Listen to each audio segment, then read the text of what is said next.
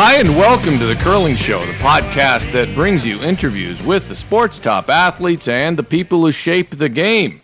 Brought to you by Fit to Curl, a sport-specific guide to training for the world's greatest game by Olympic gold medalist and Team Martin third John Morris, with some help from me, Dean Gemmell.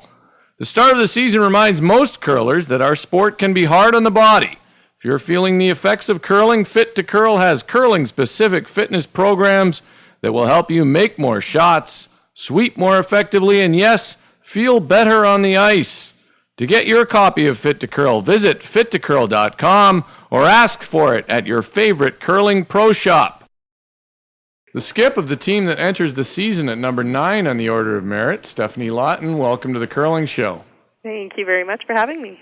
Your season isn't underway yet, but when it gets started, you'll take to the ice with a revised lineup. Sherry Anderson comes in at third, Sherry Singler stays at second, and your sister Marlies Kasner moves to lead. How do these changes make this lineup better than your previous one? Well, I think with having Sherry Anderson, we're going to have a lot of experience, and she's a great player, a lot of knowledge that she brings to the game, so to our team. And, I think we're all excited about getting started with the season, and, it's going to be a fresh start for us, and we'll be having a lot of fun. How does your sister feel about moving to lead?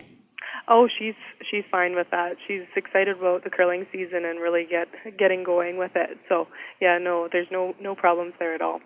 Hey, your team last year was picked by many, including me, to win the Olympic curling trials at Tim Hortons Roar of the Rings. Mm-hmm. But, of course, that didn't happen. And I think last season was probably a bit disappointing in general for your team. What happened? We definitely had the capabilities of winning the Olympic trials, and that was definitely our goal.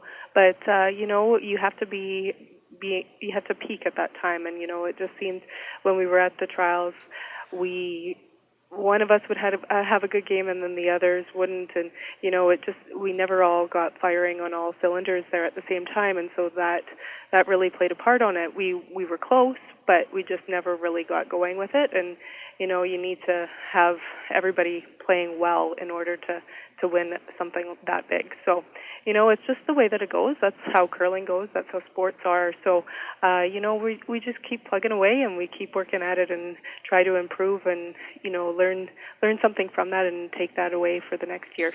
I think for most teams who played in Edmonton, there was a post-trials hangover. You guys probably had it, or did you have it? Perhaps a little bit, but not heading into playdowns or anything. I don't think that we had that. So, you get over it. We've been in that position at 4 years prior as well, and you learn you're not going to win them all, so you move on and continue on with the rest of the season. Your new third, Sherry Anderson, has been known for a defensive style of play, but others are also of the opinion that your team may have played too conservative at times in the past. Do you agree with that? And first of all, and if you do or don't, but what style of play can we expect from your team this year?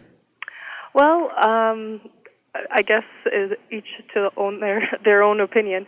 We play the game that we're comfortable with and that suits our team and our players, and that's what we're going to be working on going forward. And so we'll see we know what capabilities we all have, and that's the type of game that we'll be playing. You have 6 events on your schedule, starting with the Schmirler Classic next weekend in Regina. Is this a lighter schedule than last season, or about the same?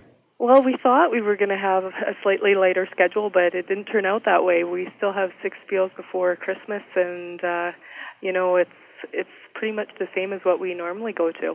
So not a big number. You're not really having a year to recover a little bit here. You're going right after it again. Yeah, going right after it again. We're doing maybe more around Western Canada. We have one out east, but most of our fields are in Western Canada, which I guess could play a part in not being quite as busy for us. Has your team been on the ice at all this year? Have you had a chance so far? We haven't yet. We're still waiting for the ice to get in here in Saskatoon, so hopefully it'll be in the next couple of days. We can get on before we head down to Regina. Is that a concern for you? Would you like to see ice in your area earlier? We would like to see ice earlier, but we understand that the clubs can't necessarily sustain that.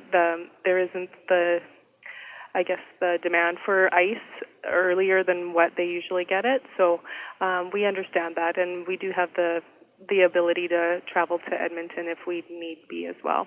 What was your off season like? An off season after a fairly grueling season for teams that played in the trials. Was your off season really a chance to get completely away from the game, or did you guys do some? Did you go to the Saddle Center? No, we didn't this year. We actually had a chance to get away from the game for a bit and just took a break from it and enjoyed our summer and got refreshed. And now I think we're all pretty anxious to get started, so that's a good thing. And continue to train, though? Definitely. Yes. Yeah, definitely. I know your sister especially is a bit of a fitness nut, isn't she? Yeah, she definitely is. She's in pretty good shape. How about the some of the new lineups? Well, your old teammate Lana Vey with Michelle Englot in Saskatchewan. Yeah, Lana joined up with Michelle Englot, and so they're going to have a great team this year. Lana is a great player, and we're going to miss her too because we had a lot of fun with her. But I know that we'll see them a lot on the tour and have a lot of fun with them still. Did she get bored playing lead after playing third and then playing lead? I don't think so. She never ever mentioned that at all. So I think that it was a good challenge for her, and she learned a lot. And now she's curling with a team that's in her area in Regina, and she has the ability to play third again as well. How about Kathy Overton-Clapham winning the shootout in Edmonton this weekend, playing third for Heather Nedowin? Yeah, that's great for them. That's awesome. Kathy, I know that she's a great curler and she's going to be very successful. So still, of course, and that's a great thing to see.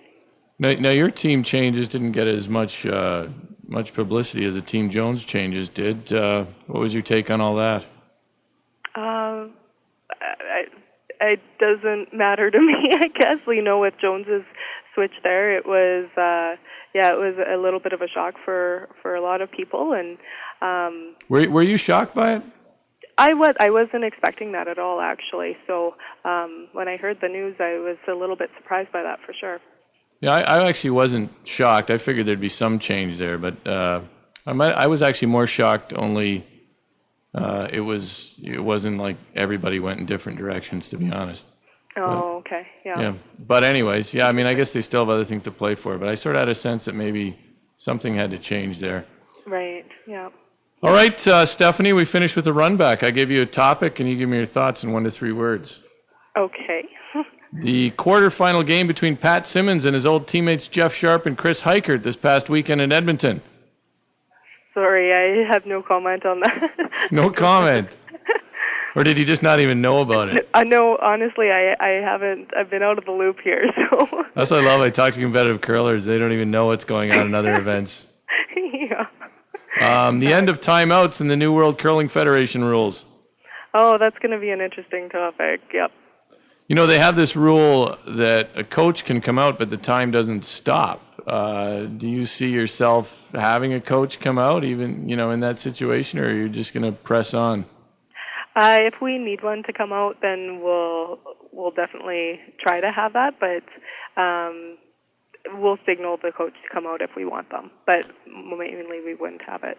It presents an interesting dilemma for associations and others. If you have a club event, an event in a club, not in an arena, where a coach might be sitting behind glass or near the bar or something, and then they get called out and they're sprinting out and the time's not stopped and there's other sheets going on. It's a real challenge as to how to handle that. Yeah, no, definitely. It could cause a little bit of commotion, that's for sure. Yeah, I mean, you could be throwing a rock and some coach is running behind on the backboards to get to his team and time for them to have a time to throw something. Exactly. Anyways, they might have to put some more thought into that. The Furby-Gushu combination. I think that's going to be an interesting team to watch, for sure. Lindsay Lohan's most recent failed drug test. Oh, boy. Yikes. See, you've been following that, but not the curling, right? We live in strange times, Stefanie. We certainly do. And finally, BHP's hostile takeover attempt of the Potash Corporation of Saskatchewan.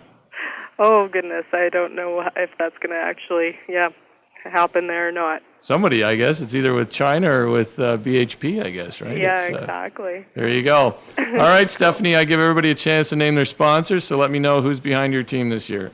Well, we have a couple new ones. Delcombe is going to sponsor us, along with Mission Terminal and Myers-Norris Penny and Affinity Credit Union, along with some continued sponsors of John Deere Farm and Garden and Shawn Healthcare Products as well.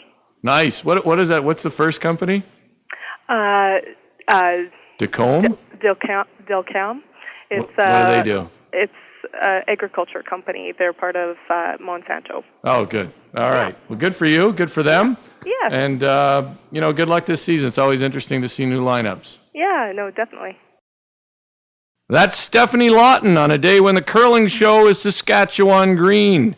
Train correctly and efficiently for your favorite sport by following the curling-specific programs in Fit to Curl by Olympic gold medalist John Morris.